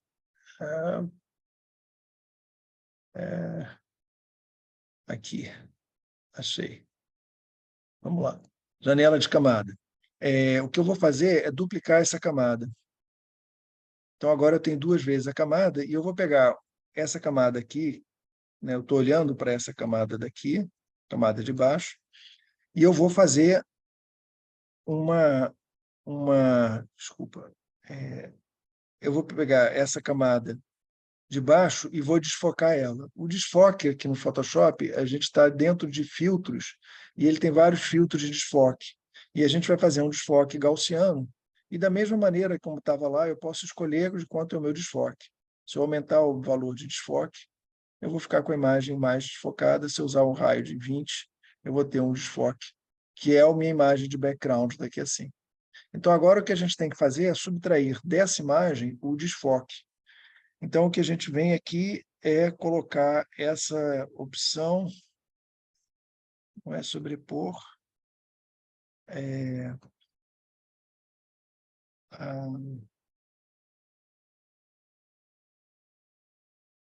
qual é?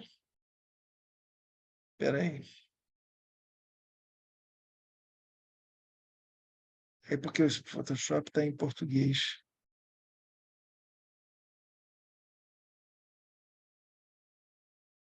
Só um minuto.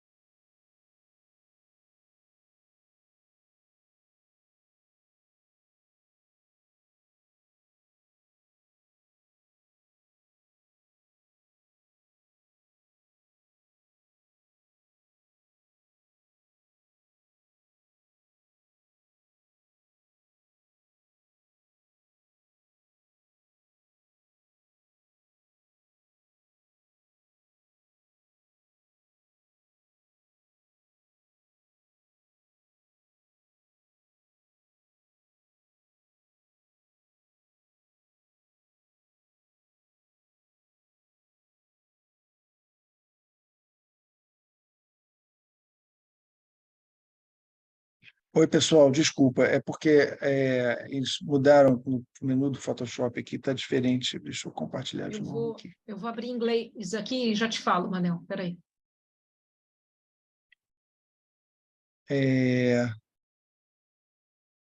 Então, eu tenho aqui minha imagem, eu tenho aqui a imagem de fundo.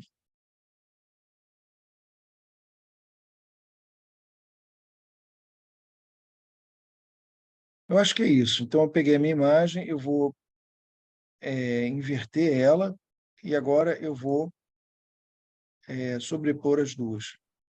Essa é a imagem normal e essa é a imagem sobreposta. Então, aqui, o único problema é porque ela está com um brilho, contraste muito grande. Lembra que eu diminuí um pouco o brilho dela?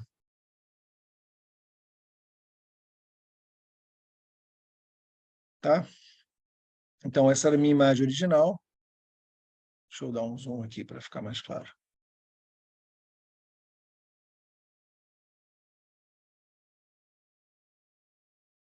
Essa é a minha imagem original e essa é a minha imagem com fundo corrigido. Tá? Eu tive que fazer umas adaptações aqui para fazer. O que eu fiz? Eu fiz igual ao ImageJ, eu gerei uma imagem de background. Eu gerei essa imagem de background fazendo o desfoque da imagem. Só que no ImageJ, o que eu fiz foi subtrair da imagem a imagem de background. E no Photoshop não tem essa função. Então, essa função no Photoshop é uma sobreposição de 2 camadas. Só que, em vez de eu sobrepor minha camada como ela era, eu peguei a minha camada e inverti. Então, ao sobrepor uma imagem que tem um canal mais claro do que o outro, eu compensei as duas coisas de maneira que o meu fundo ficou mais homogeneamente iluminado. Tá? Então, eu tive só que usar um artifício para fazer a subtração de canais no Photoshop, que ele não tá previndo, não sabe fazer essa subtração Manel, dessa maneira. eu fui fazer... Oi, Posso falar? Eu fui fazer pode? aqui... Oi, pessoal. Eu fui fazer aqui o Photoshop que eu tenho em português mesmo, e aí, para sobrepor, é o clarear.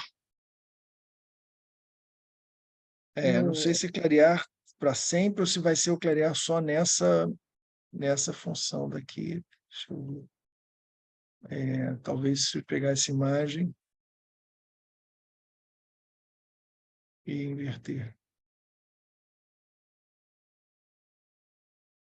Desculpa, isso aqui é normal e essa daqui é clarear. Cláudia, não rolou com isso, não. Engraçado. Aqui, acabei de fazer e funcionou. Bom, deixa para lá. Não tem problema. Depois a gente... Enfim, porque o clarear ele vai fazer uma subtração deixando passar as coisas mais claras, ou escurecer ele vai fazer uma comparação deixando passar as coisas mais escuras. Uhum. Na verdade, esse tipo de interação de uma imagem com outra, a gente vai conversar depois, mas a gente tem todo um menu aqui de calculadora de imagens e a gente tem várias maneiras diferentes. Então, a gente pode adicionar ou subtrair, e aí a gente pode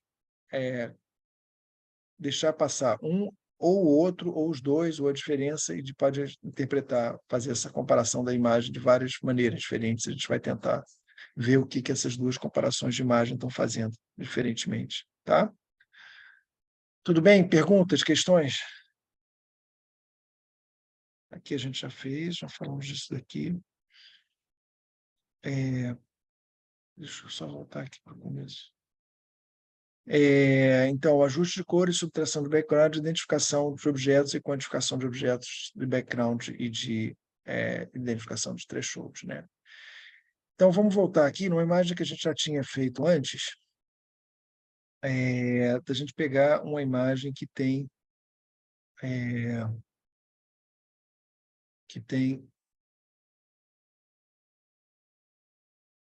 Repara que quando eu abri o formato daquela imagem, ele reconheceu que não era um formato que ele já tivesse programado e ele acionou o filtro de importação do Bioformats.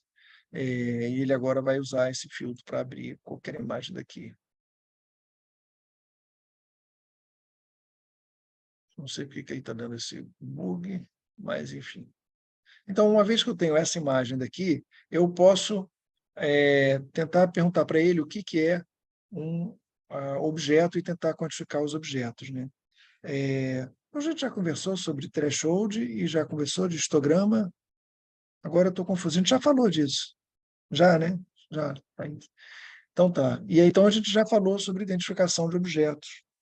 Então, por que eu estou querendo voltar aqui? Por que eu deixei aqui nessa minha história? Obtenção de objetos e background. Na verdade, a gente já conversou sobre isso daqui.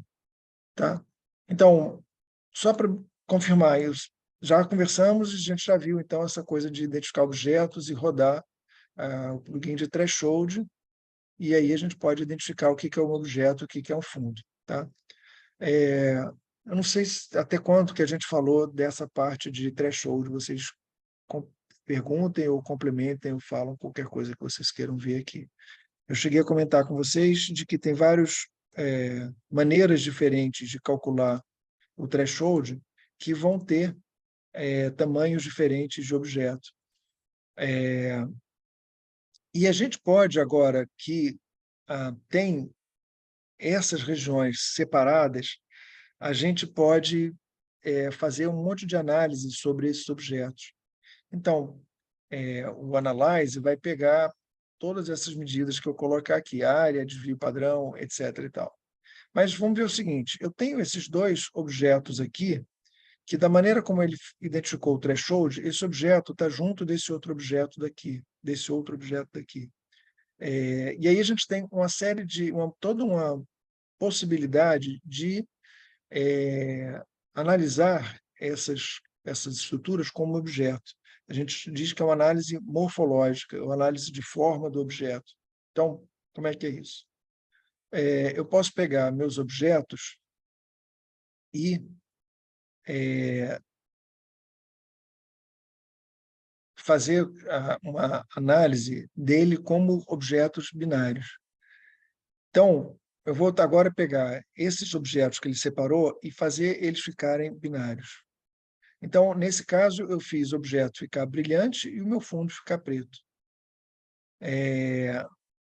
Agora, a gente pode fazer uma medida simples do tamanho do meu objeto, seria eu fazer com que o meu objeto tivesse o valor de 1 e somar o número de pixels do meu objeto. Tá? Mas a gente pode fazer uma série de outras medidas interessantes. Eu posso, por exemplo, perguntar o seguinte: tem um monte de pontinhos pequenos que não são objetos. Como é que a gente pode mudar eles? Então, eu vou duplicar essa imagem.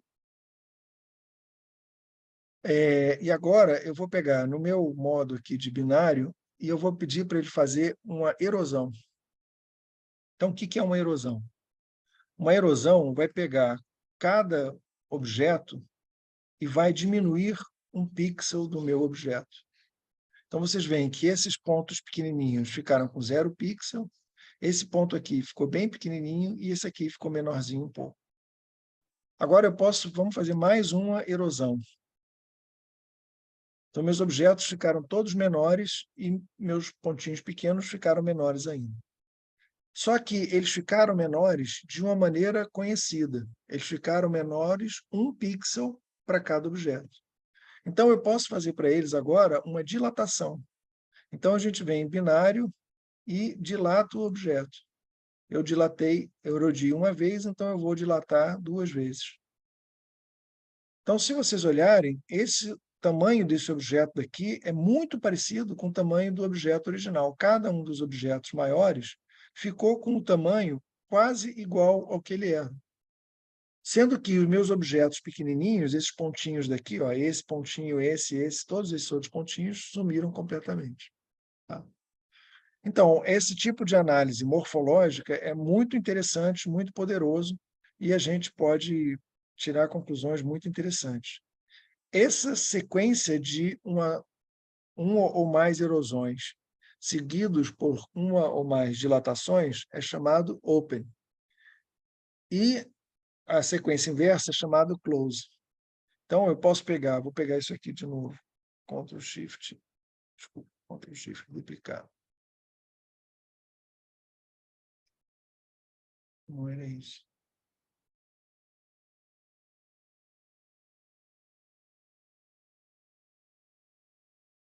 Então, eu fiz um threshold e basta aplicar o threshold. Apply threshold equivale a make binary. Se eu pegar aqui no meu objeto original, vamos ver o efeito de eu fazer uma erosão seguida de uma dilatação. Ou eu posso fazer... Então, uma erosão seguida de uma dilatação sumiu com o meu pontinho.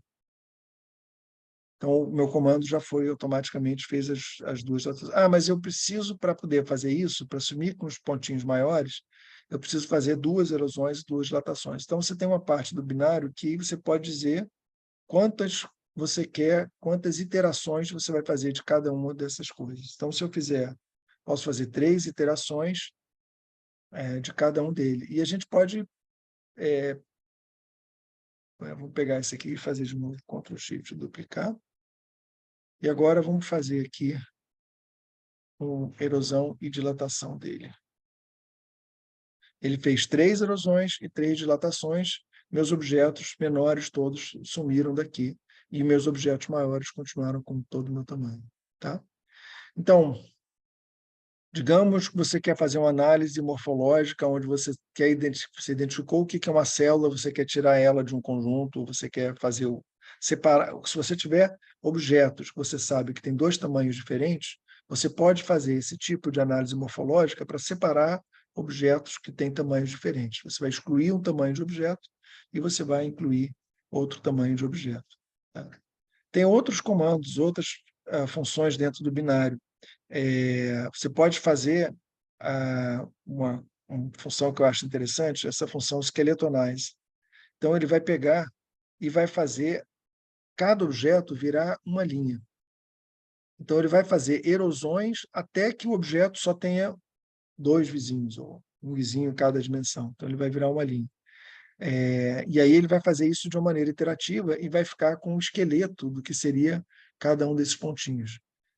Imagina que a gente tem tentar desenhar aqui uma.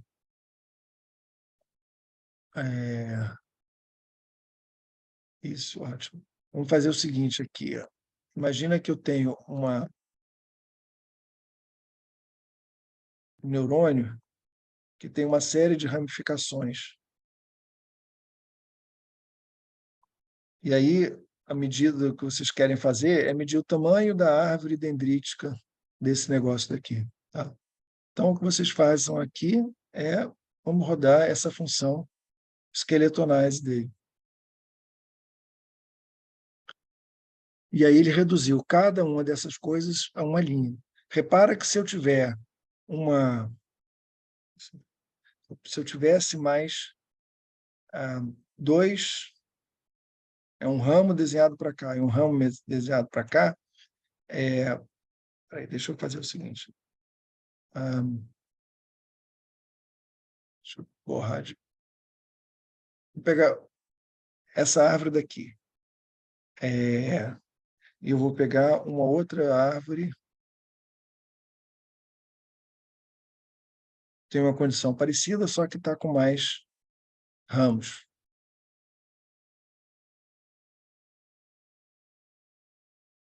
Tá? Agora, vamos fazer o esqueletonais dessa aqui.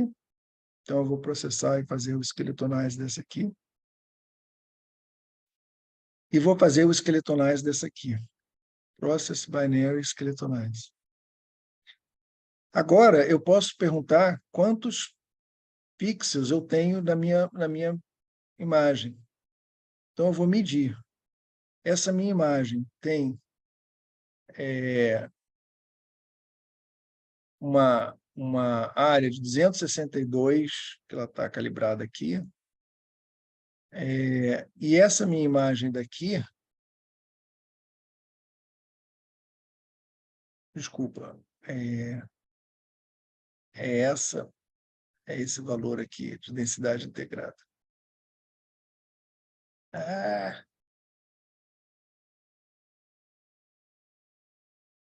Não, peraí. Set measurements.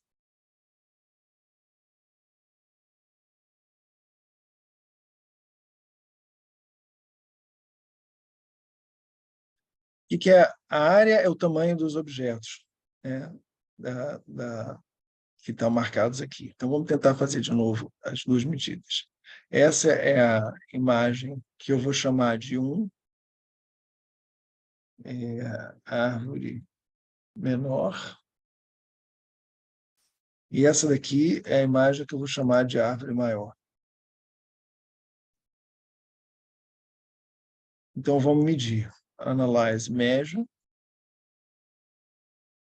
E Analyze, measure. Então,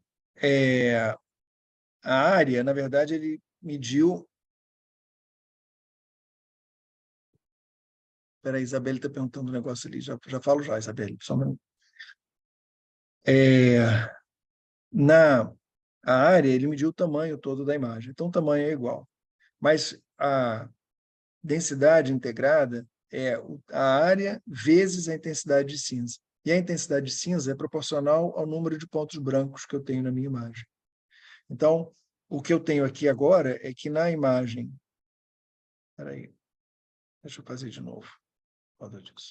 Na Set Measurements, eu vou pedir para Display Label, só para ficar mais fácil de vocês entenderem. Então, vamos medir e vamos medir. Então, o meu maior tem uma densidade integrada de 496, a minha árvore menor tem uma densidade integrada de 378. Então, a densidade integrada é diretamente proporcional ao número de pontos brancos. E o número de pontos brancos é diretamente proporcional ao número de ramificações que eu tenho. Dessa maneira, não importa a área, né? Se minha ramificação é larga ou estreita, importa medir se é um ramo. E cada vez que eu tiver um ramo diferente, ele vai desenhar um esqueleto desse ramo. E vai ser uma medida muito mais precisa do que são esses ramos. Tá? Deixa eu só voltar aqui um minutinho para a minha imagem, se eu tenho ainda a minha imagem de blob. Tem aqui uma imagem de blob. Uma função interessante é essa função aqui, binary watershed. Vocês repararam que o watershed agora cortou esses objetos daqui, todos eles, ele separou as duas bolinhas. Então, o watershed ele vai tentar ver se a minha imagem pode ser dividida em dois círculos, e se for divisível em dois círculos, ele vai tentar traçar uma linha entre esses dois círculos. Então, o que a erosão faz é só tirar um ponto ou colocar um ponto, mas, na verdade, o que ele está fazendo é fazendo com que o objeto se comporte de uma maneira a partir de uma análise de qual é a vizinhança do ponto. Então, se eu tenho um ponto preto ou um ponto branco, ele se comporta de uma maneira diferente. No caso, o esqueletonise, ele vai se comportar dessa maneira até que só tem uma linha, e o watershed ele vai se comportar dessa maneira, tentando dividir os objetos, e ele vai ver se ele consegue dividir os objetos. Então, para a contagem de DAP, por exemplo, contagem de células, esse processo de watershed é muito interessante, porque ele consegue fazer uma contagem muito mais aproximada do real e não misturar dois objetos, não contar junto dois objetos. A Isabelle está perguntando o seguinte: para tirar o ruído, não dá para usar o speckle? Dá, Isabelle, mas aí você está falando do Photoshop, que tem o filtro de speckle, né? O que o speckle faz é... deixa eu ver o meu recente, se ele consegue. Aqui ele não vai ter essa imagem. Deixa eu ver se ele está aqui ainda na memória. Tá. Então, quando eu fizer o speckle, né, não sei onde é que está o speckle em português. Isabelle, você que tinha perguntado, o speckle é no Photoshop, não é isso? Que é um filtro de... eu acho que é arestas nítidas, eu não sei mais como é que está, onde é que foi parar o speckle aqui assim. Mas esses... Professor, Oi? tem filtro de speckle no Fiji. Tem? Tem. Se não me engano, é image ou process, um dos dois. Process, noise, Process Noise. speckle. Speckle. Isso. Tá. Eu conheci o filtro de speckle do Ele Photoshop. tira geralmente as imagens de pixel único. Então, nessa imagem que o senhor mostrou aí. Entendi. Então, vamos abrir aqui de novo. Espera aí. Open Samples. Blobs.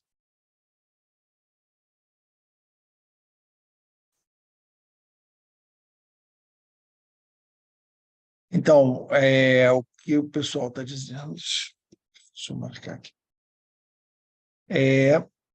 Fazer o process, o de speckle. Tá? Então,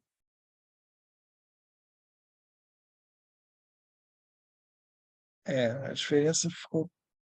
Vamos tentar fazer de novo. Nessa aqui. foto preta e branca, professor, de trás aí, a de trás. Sem ser essa, a que está lá atrás. Formato. Essa daí. Então, ele funciona mais em imagens assim, em 8 bits. Aí, geralmente, eu passo a imagem para 8 bits e uso esse de speckle, entendeu?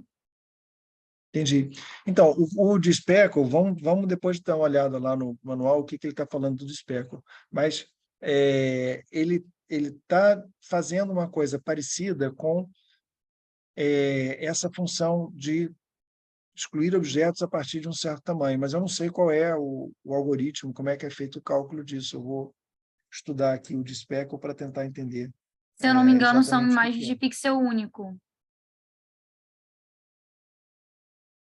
Quando Mas tem aí pixel. é só um pixel ou são imagens pequenos?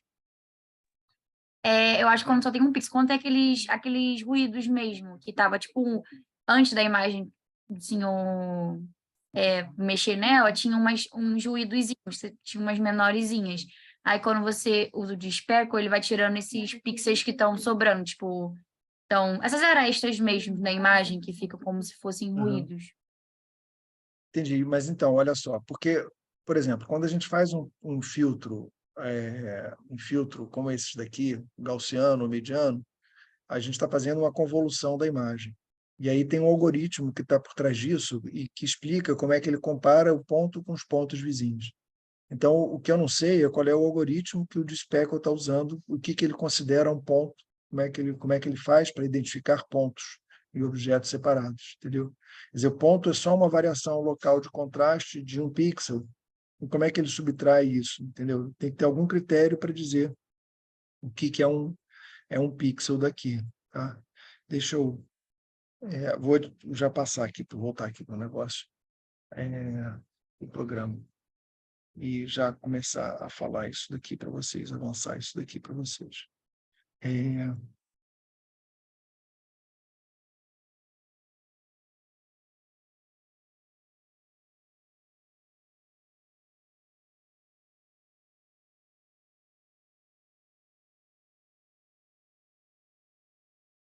Então, o que a gente vai conversar na próxima aula é isso daqui. Peraí.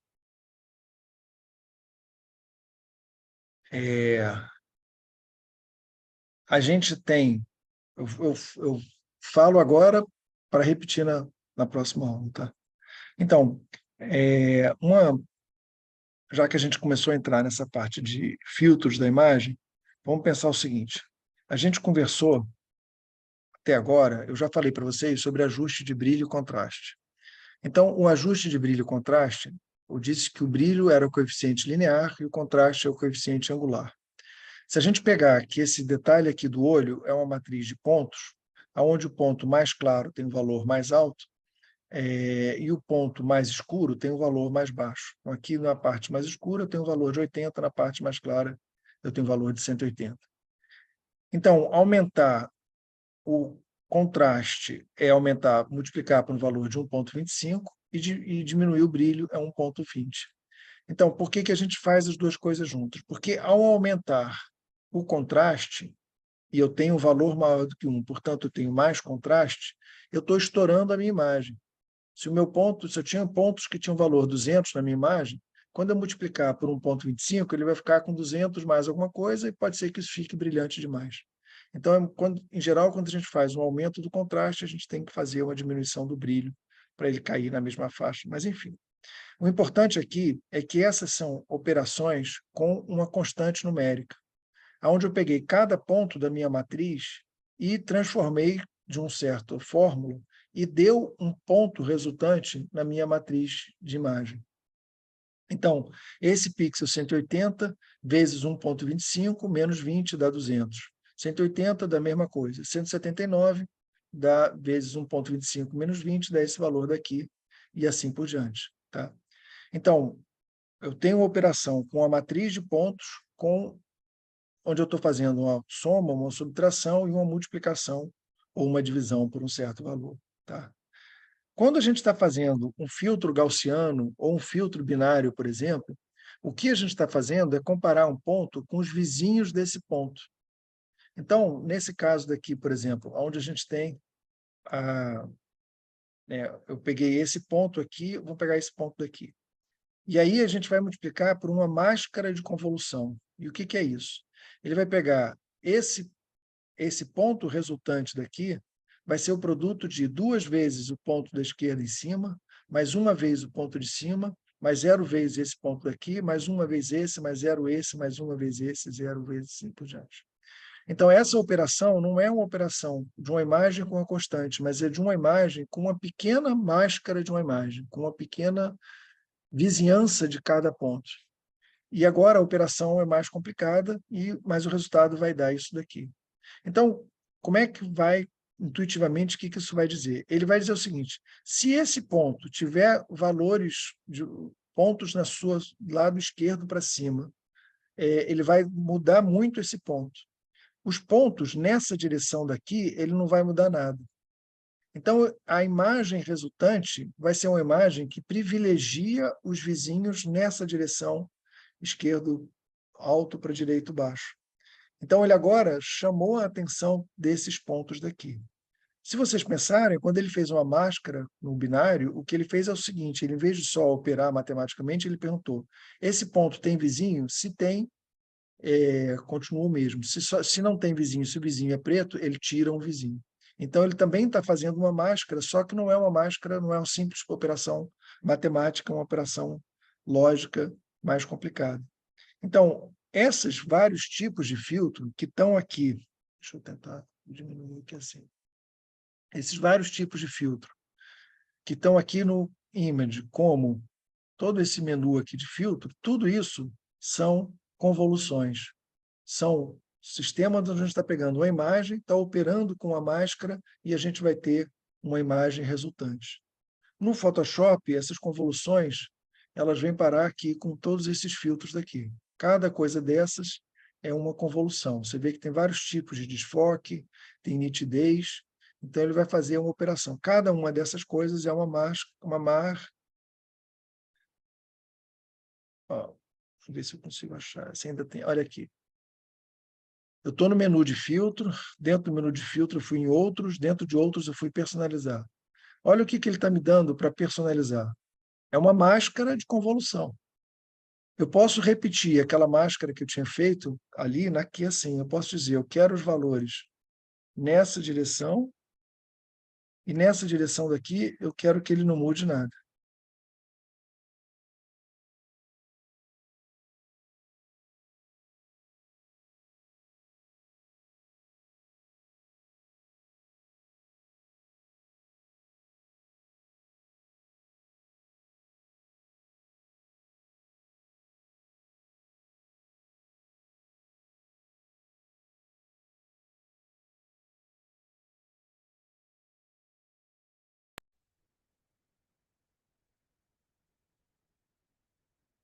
Pronto, eu fiz aquela mesma máscara que eles chamam. Eles chamam isso de kernel também. Essa máscara daqui, que a gente pode salvar e carregar ela, equivale a essa máscara. Deixa eu tentar sair daqui, deixa eu ver se eu consigo. Equivale a pegar essa imagem daqui e ele tem aqui uma função de shadows. E a gente pode fazer um demo de shadows. Então, aí vai ficar muito rápido. Assim não vai dar. A gente vai ficar maluco aqui, sabe? Espera aí. Vou pegar a minha imagem do meu filho aqui e vou colocar essa imagem daqui. E agora a gente vai fazer uma sombra do norte, ou eu posso fazer a sombra de uma outra direção, northeast, ou eu posso pedir para ele tentar fazer sombras em várias direções, e ele está fazendo aí a sombra em várias direções diferentes. Tá? Tudo bem? Então, próxima aula a gente retoma a partir daqui da história de convoluções, como é que funcionam esses vários filtros. Eu vou tentar usar o DSpeckle e tentar descobrir qual é o algoritmo do DSpeckle para ver qual é a base lógica do DSpeckle para a gente conversar. E a gente segue fazendo esse jogo de comparar o Photoshop com o outro. Tudo bem? Então tá, gente. Vamos parar por aqui. Vocês... Depois lembrem, se vocês quiserem também que a gente faça esse teste com imagens de vocês, coloque as imagens aí na pasta e eu depois baixo lá as imagens para a gente analisar junto, tá? Pessoal, deixa eu parar o compartilhamento, então pedir para mais gente abrir as câmeras aí para a gente poder se ver e se falar. Oi, Débora, Bruno, Cláudio, Fábio, valeu, pessoal. Obrigado aí todo mundo. Pessoal, eu acho que já está claro duas coisas, só para encerrar. Primeiro, o feed muda muito e eu falo de coisas de versões anteriores. Então, de vez em quando, eu quebro a cara porque eu não estou desatualizado, estou atualizado. Às vezes, vocês estão mais atualizados numa função do que outra, me ajudem nessa atualização. E segundo, como os backgrounds de vocês são muito heterogêneos, então me ajuda aí, se tiver contribuições são bem-vindas e experiências que você já tem aí são bem-vindas, vamos só analisar isso junto para a gente poder entender exatamente o que está acontecendo, tá bom? Então fiquem bem, até terça, a gente se fala, tem que parar a gravação também. Abraços a todos, tchau, tchau, tchau, tchau.